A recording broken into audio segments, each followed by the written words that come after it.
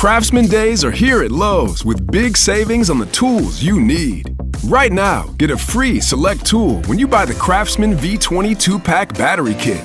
Whether it's the backyard, the bathroom, or beyond, Craftsman has the tools to help you power through and get the project done right.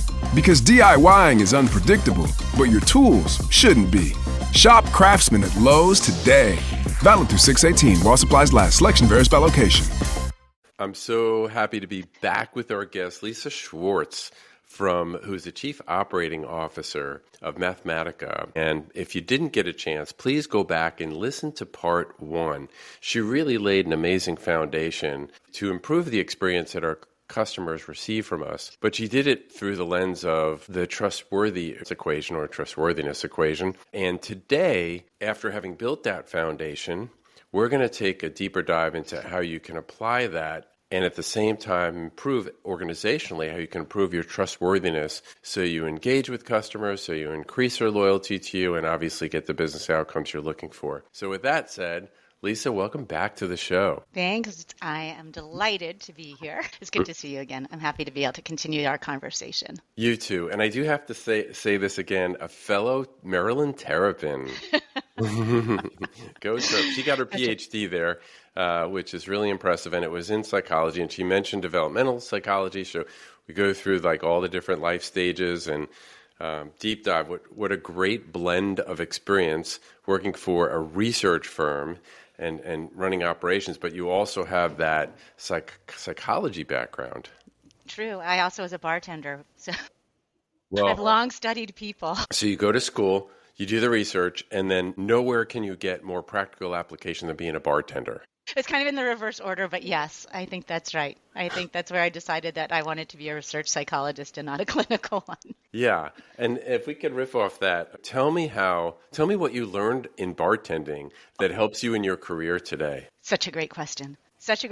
And one of the things that I happen to be blessed with is a very good memory for names and faces. This is still true. My husband marvels. We'll go on vacation and I'll see somebody and I will remember having seen them and I'll remember their name when we run into them later. So as a bartender, I had that ability and I upped that game by also challenging myself to remember what the person drank. Ooh. And so you could walk into the bar. It was a very small little neighborhood bar.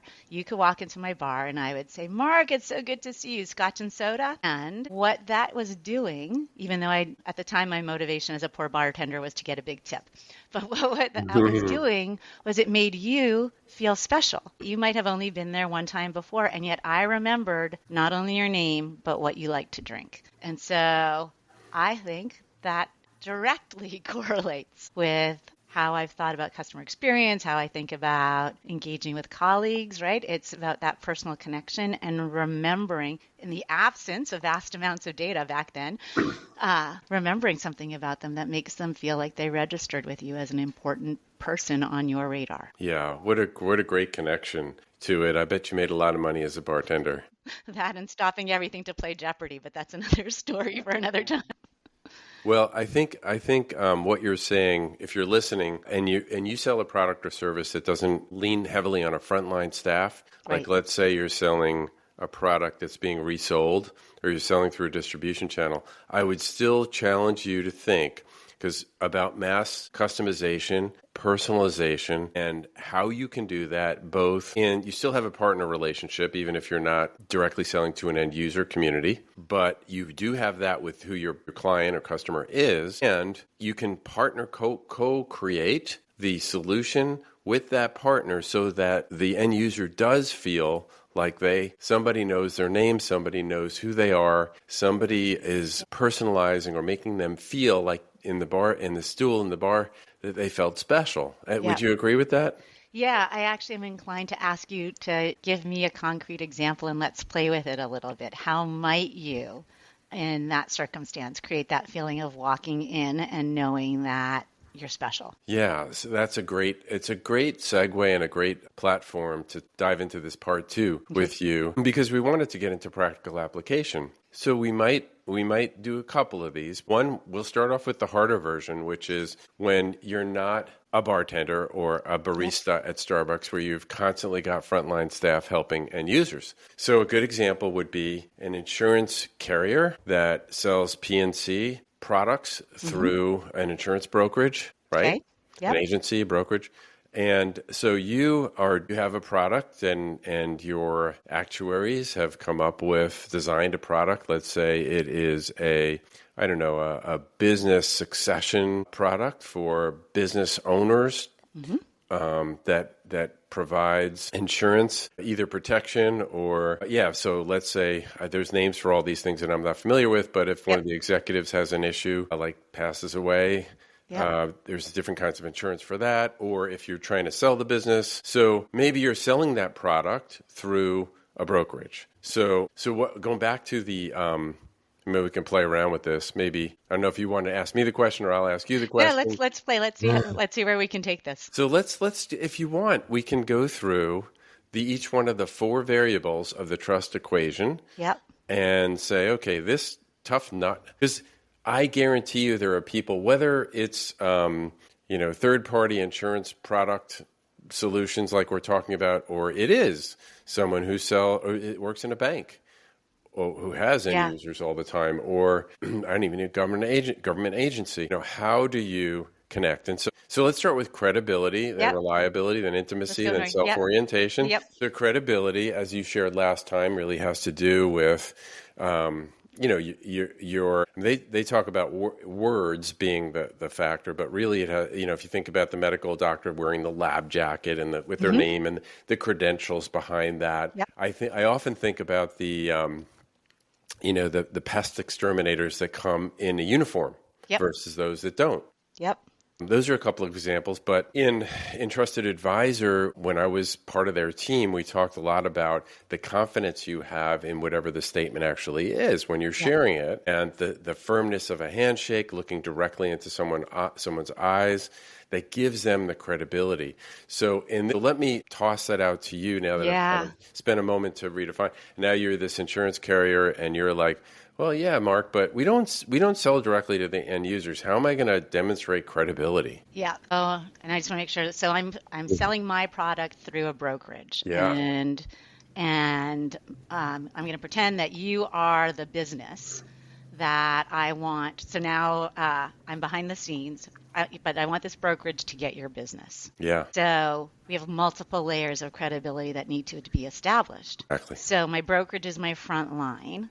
So I might want to co-create with them. What are some of the things that we want to make sure happen in your first outreach to Mark to get Mark's business? And maybe that's so I'm going to use my own preferences here as my guideline. Yeah, why not? But I might want part of that experience to include that the brokerage firm is going to spend a certain amount of time studying your particular business so that they know how long it's been there. They know something about the tenure of the people that are there. They know something about your business so that when they approach you, they're already approaching you from your context as best as they can get there, which one makes me feel special from the get-go, right? It makes me feel like this is not just a cold call where you wanted anybody's business. You've identified a need in mine. Yeah. So I might work with the brokerage on something like that to start. So let me throw out a potential role play. Sure. I'll take what you said, and then you tell me if you would add or edit or if I'm totally off base.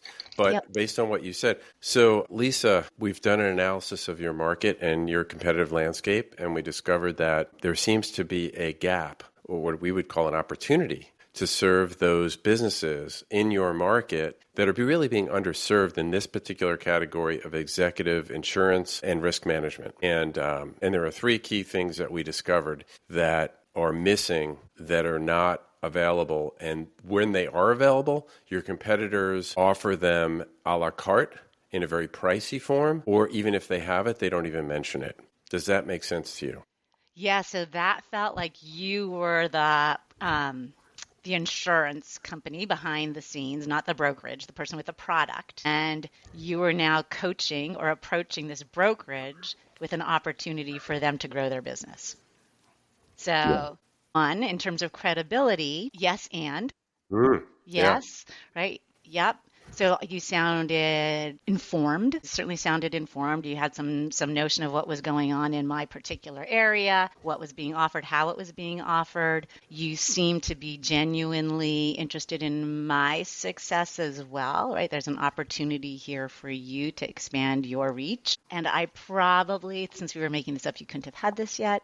I probably needed to know a little bit more about the gap that you identified and why it was a risk to those potential customers. I wanted to know a little bit more about how it's a potential risk to those customers. I would not yet. So what I loved about that was you did not try to sell me your product yet. I haven't talked about that yet. Yeah, I think one of the goals I had would be for you to say, really, tell me more. Yep. And I would have. Based on that, I would have asked those questions that I just asked you now. I'm like, tell me a little bit about who you see as underserved. What do you know about those businesses? How long do they tend to stay around? Whatever it might be, I would probably have a bunch of questions for you. So, yep. So let's do a segue to the R. So let's say you have said, so I'll end it by saying, well, if you'd like, what we can do is provide you with a report of all the organizations in your market that you've identified as your market and the percentage of those that are underinsured and what we believe is the opportunity. So you could make a case and we can work with you to co-design the perfect product that would fit your market's needs. It would take us a few weeks. Would you be okay with that? So I might be curious to know if it would take you a few weeks to produce the report. If you told me it was going to take you a few weeks to produce the report, you might have now undermined a little bit of your credibility. Because you just talked with me and said that you had all of this information and it sounded like you had it at your fingertips. Yeah. So I would have expected the report sooner. But let's pretend that it wasn't going to take a couple of weeks. But if you had just said, would you like me to send you the results of the analysis that we did? Yeah. I guess there would be some in this case study, there would be something I would have asked you for that was on your side that I needed to do the full report. So let's just make right. I'm making that up in my head that if I come to you with a report and I really don't have any information from you, maybe you don't know me well enough yet to give me a report. So that's I also think that you want to start to. It's very easy to take a call from anybody. Right? And it's very easy to be nice on that call and perhaps hold out the possibility. You never know. There might be some there, right? That's very easy to do. Yeah. So you want something that indicates that there's a little bit more than superficial interest. And maybe not on that first call, right? So now we're trying to see like how interested are you in making this relationship happen? Right? We want to get a feel for that. Yeah.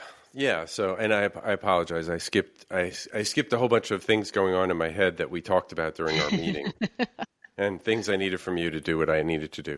So I'm saying this is where we left it off. Now let's go to reliability. Reliability, largely, as you shared last time, goes to keeping your promises, being dependable, being reliable. So how would that play out if I were the company, the insurance wholesaler, if you will? Yeah.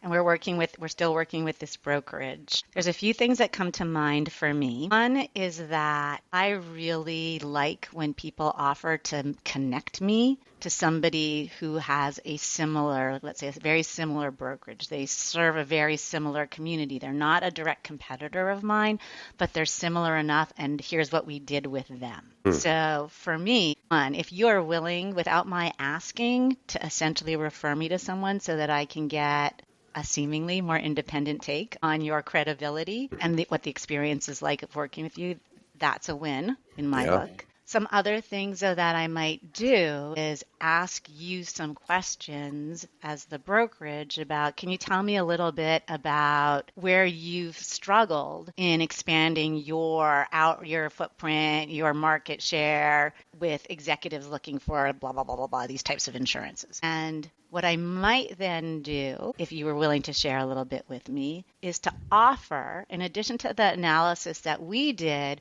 would it be helpful for you if I also did X and sent you the analysis and this other thing that I'm going to do for you to help you maybe think about your challenge a little bit differently. So if I then do those things, right? So I said I was going to do it, I'm going to do it by thus and such a date would be, is next Tuesday good for you? Whatever it is, Yeah. and I do it, now I'm starting to build up that credibility. Because in this game, so I don't live in this world, so I'm like making up what I'm imagining Sure. this game Yeah, me is neither. like. In this world, this brokerage is my customer, right? They are who I want to delight. And they then want to delight the executives at the company right? That's how we have to think about this. Right. Yeah. I mean, I love that example of, and the last part of what you said is, and then I do it. And then I do it when I said I would. I do it when I said I would. Maybe I even get it to you a little bit early and say I was really excited about what I learned when we looked into this issue you mentioned that you were having. I wanted to get this to you quickly. I can be available as early as Monday of next week if you want to talk sooner. Right? So now I'm excited for you. Yeah. That's really nice. And what comes to mind for me is it doesn't always have to be a big thing like a fancy report. It's a small thing. And even like just me summarizing our meeting and sending you a follow-up and saying these are the 3 things I'll be working on, and I'll have them to you by next Tuesday, right? Yep, exactly. It really is, I think, the small things, especially in the beginning. Big things feel like you are after something. Small things feel like you're maybe generous or you're really interested, right? I think to the extent, we all know that we're in business, but to the extent that we can shift the focus to how can we work together in a relationship that lasts, that we both benefit from, and away from, look, I got to get this. I have sales targets. I got to get these insurance products out to like God, however many brokerages I have on my back, right? The more we can shift away from that, I think the better things go for everybody. And it may be the case. I'm going to give another I think this is a reliability example, but it also demonstrates for me the lack of self-orientation, right? That denominator. The most generous thing that people can do that is to say, you know what? I would love to be able to provide you with exactly this right product that, after listening to you, I can see that's what you need. We actually don't have that, but here are 2 companies that I hold in really high regard that do. That, I think, that's the money. That's the real money. That is credibility and reliability over self-orientation. We haven't gotten to intimacy yet because we're not actually in some kind of relationship yet. Although I guess we could start to say that by my asking about what are you challenged by, we're starting to build towards intimacy. Yeah, 100%. And what you said about being willing to refer a competitor, if that's what's in the best interest of your customer, is showing a low self-orientation. If we skip ahead a little bit to that one. But let's wind back to intimacy. So intimacy, we're talking about creating a safe haven for difficult conversations. And I know you've got a vault, so you know how to react when I share something somewhat vulnerably. If that's what intimacy is, how can I early on in the discussion demonstrate intimacy with you? 2 things come to mind for me. I'm curious to hear how they land. Yeah. One is sometimes it's the not so serious, but gentle self-revelation so that I become a human in your eyes. So I'm not going to ask you to be vulnerable with me. I'll be vulnerable with you. So a real example would be, right, we started this call and I said, you won't believe what I did just as I was walking into my office. I poked myself in my own eye, right? Like who does that, right? So that didn't feel particularly vulnerable, but I didn't need to disclose it. And I hope, this wasn't all as intentional as I'm going to make it sound, but I hope that connected us person to person, right? Like I'm just a person that sometimes does really dumb things and I'm still happy to be here. So it can be something small. It can be if I called you on Tuesday saying something about like, oh my gosh, I spent the entire weekend at my kids' softball games. I hope you had a better weekend than I did, right? It can be anything along those lines that just, again, starts to shift us from I want to make money off of you to I want to connect with you. Yeah. Yeah, those are great examples, and I love the willingness to go first. I know that Charlie Green often talks about trust. There's two people, there's a trustor and a trustee, and often to get trust, you have to take the first step. Yeah. You have to trust others first to demonstrate and set the stage, set the tone for I'm willing to be vulnerable. I'm going to go first. And then that gives you maybe a psychological safe place Yeah. to share something maybe on your mind. Yep.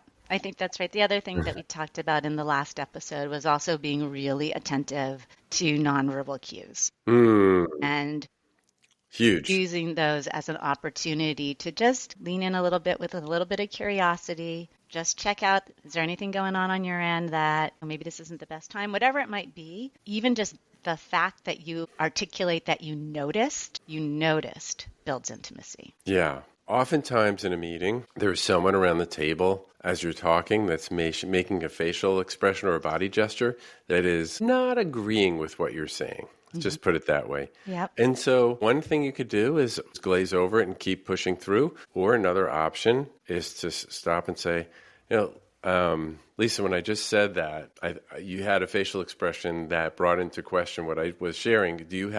I'd love to hear your perspective on it. Right? And how you said that is so important. I would love to hear your perspective is very different from what were you thinking. Oh, right? my. Right? But if you think about most meetings, I don't know that we take the intentional delicacy to ask it the way that you asked it. But it makes a world of difference. If you ask me, what were you thinking? I'm far more inclined to say nothing. I was, whatever. I got distracted. Sorry. But if you tell me you'd love to hear my perspective, now I might say, well, I appreciate all the work that you did in analyzing my market, but we have an entire market research firm on our end, and I'm not sure how they would feel about my taking analyses from you, right? Like that now so if that had been the conversation, going back to our little case study that we were playing with, that just blew the door open. Right. From my perspective. Yeah. Right. And if you don't pick up on those subtle hints, you could miss something very important. Yeah. Yep. The other one that I think is also really important, oftentimes in the call that we're playing around with, you might have more than one person on the call. And paying attention to who's speaking and who's not, and being intentional about inviting everybody who's there to have a say, or designing the meeting in a way that makes it easy for people, regardless of their level and the power relationships among them, to provide their input without having to worry that they're going to contradict their boss or all the other things that happen. Hugely important. Hugely. So self-orientation, I know we touched on it already again, but in this scenario, the case study, whether it's in the initial meeting or follow-up, what's maybe one application that comes to mind for you when it comes to showing a low self-orientation? So we gave two really good examples first, right? One was, could we sort of for free do some analysis for you on a challenge that you're currently facing? Yeah. That was one. The other was the referral, which was the huge one. Huge. That's a huge one. We might not get there too quickly. I think this is maybe more of an art, but there is an art to knowing when to introduce your product and an art to knowing how to talk about it. So self-orientation for me feels like, or I experience someone as being self-oriented when they start by talking about how much better their product is than X, Y, and Z competitor out there. Now, it might be important for me to know that here's what differentiates us, or here's where you're going to get some added value, or whatever it might be. But if you come in strong with that at the outset, that to me, again, smells of you just want the sale.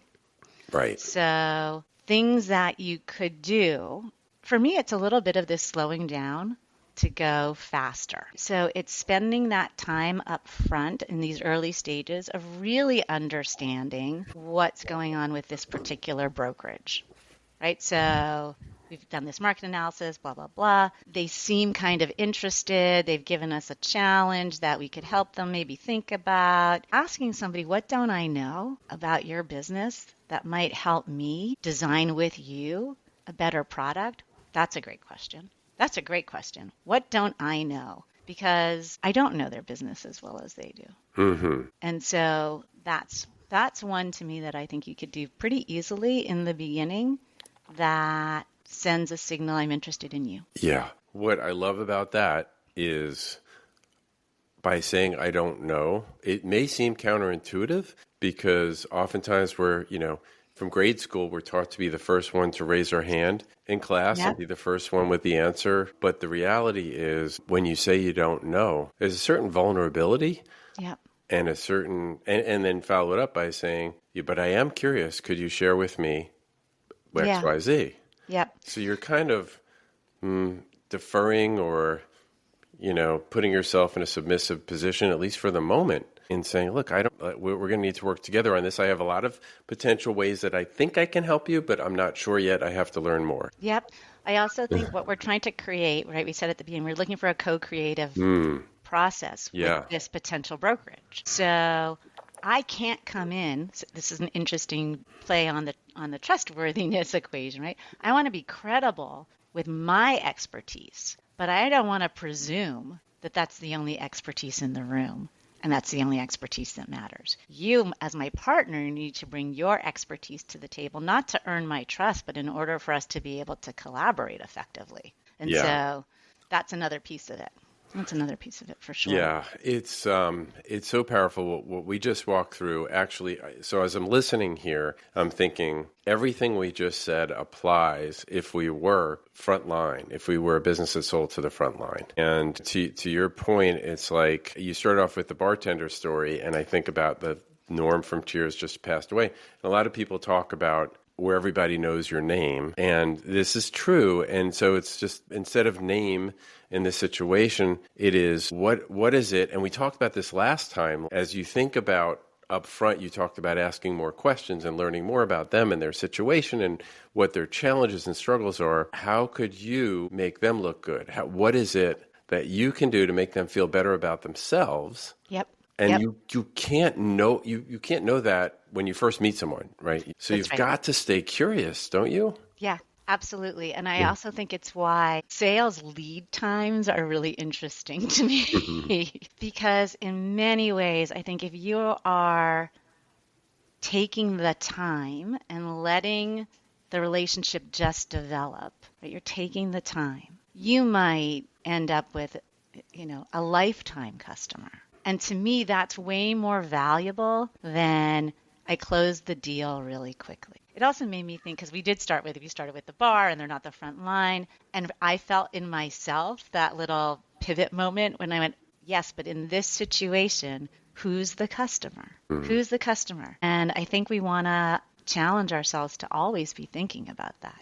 Who has the choice? Who has the choice about who they're going to partner with, where they're going to go, what they're going to do, and who is in the position of needing to earn trust? So from a practical standpoint, I did consult with companies over my career in insurance and other industries, and I have students who sell products through other companies at MSU. And one of the most common challenges, it relates to this case study we just shared, is if I'm selling, in this case, I'm selling the insurance product that has to be resold through this intermediary.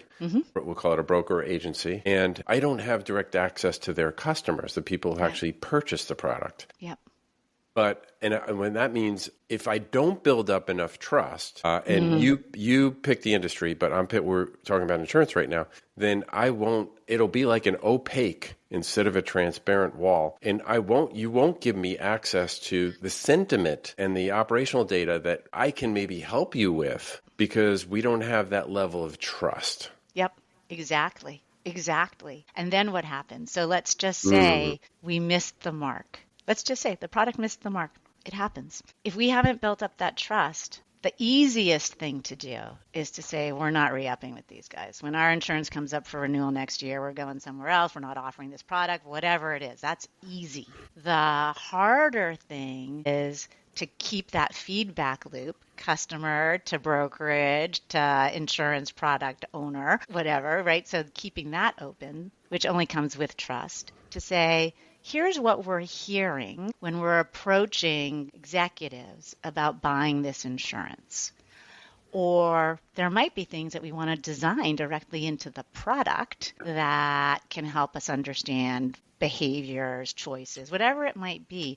But in the absence of that, I, the insurance product owner, I'm a commodity that can be swapped out at any time. If we are partnered on this and I'm helping you drive your commitments from your customers, we're both winning.